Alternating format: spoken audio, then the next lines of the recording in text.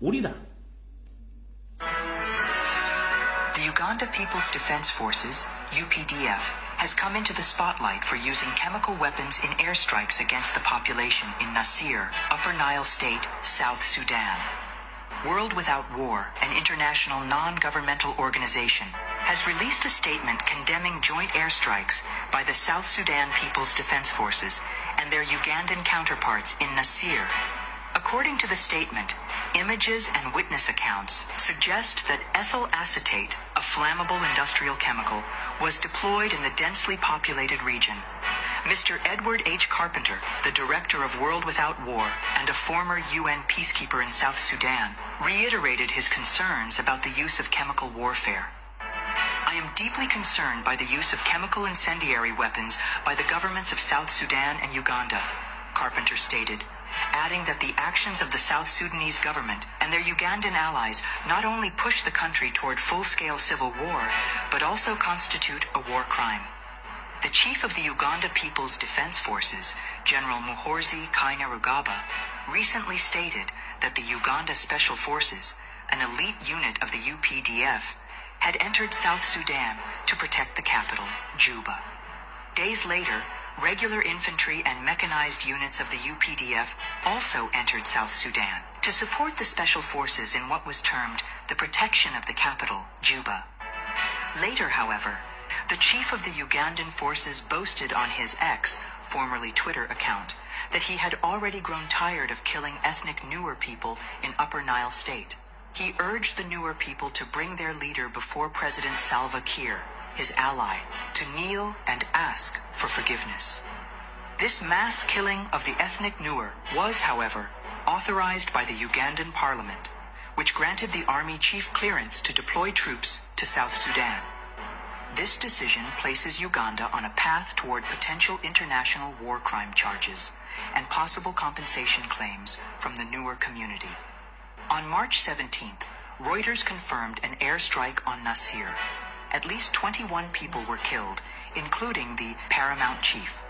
The airport, market, and county commissioners' residence were targeted. World Without War has criticized the UN mission in South Sudan, UNMISS, for failing to protect civilians. Why hasn't UNMISS deployed peacekeepers as they're mandated to do? Asked Carpenter, a former UNMISS chief of plans and policy.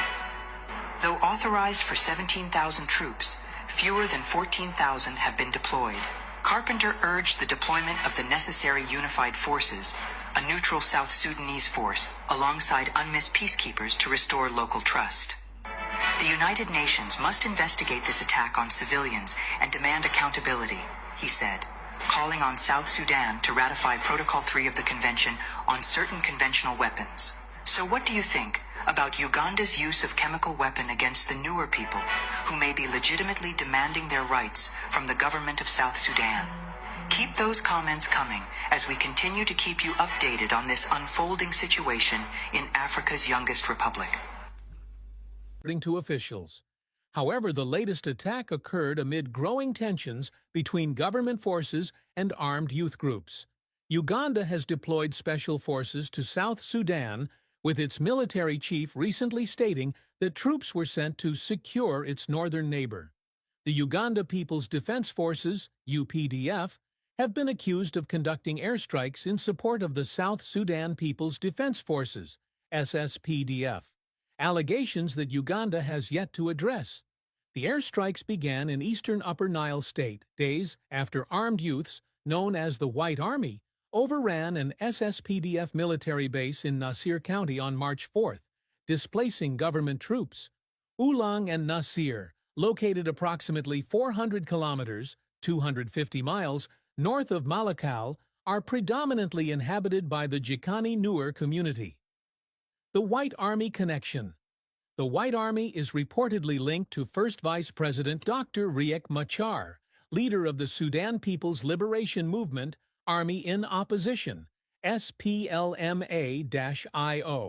Following the Nasir incident, SSPDF forces intensified security near Machar's residence in Juba and detained several SPLM-IO officials, including a deputy army chief and a national minister. On-the-ground reports Kor Dak Goni, the executive director of Ulang County, told Radio Tamazuj that Friday's bombardment of Quich Payam caused significant civilian harm. On Friday at around 8:30 p.m., Quich Payam came under attack multiple times with explosive barrels.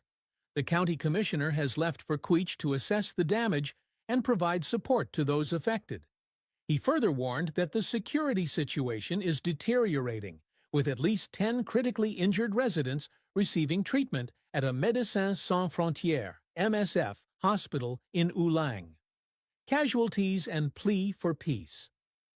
The county's executive director confirmed one fatality, and 2 injured individuals have yet to receive medical attention. Kor urged national authorities to halt the bombings, stating, "The weapons being used in the bombardment are too dangerous and have harmed civilians. If there's a way to resolve this, people should engage in dialogue instead of bombing innocent communities." SSPDF spokesperson Major Lul Ruai Koang could not immediately be reached for comment. What do you think?